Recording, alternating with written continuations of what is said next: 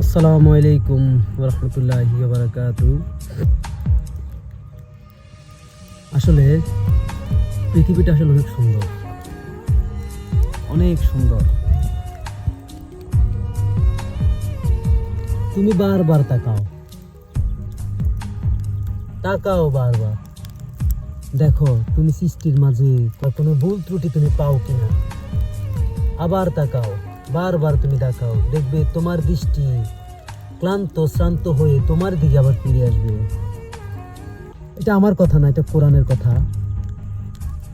আল্লাহ সৃষ্টি করছে নিখুঁত সৃষ্টি, যে সৃষ্টিতে তো আমরা কখনো কোনোদিনও যে তার কোনো ভুল আমরা পাবো না, এটা আমরা শিওর। আল্লাহ হচ্ছে সর্বশক্তিমান।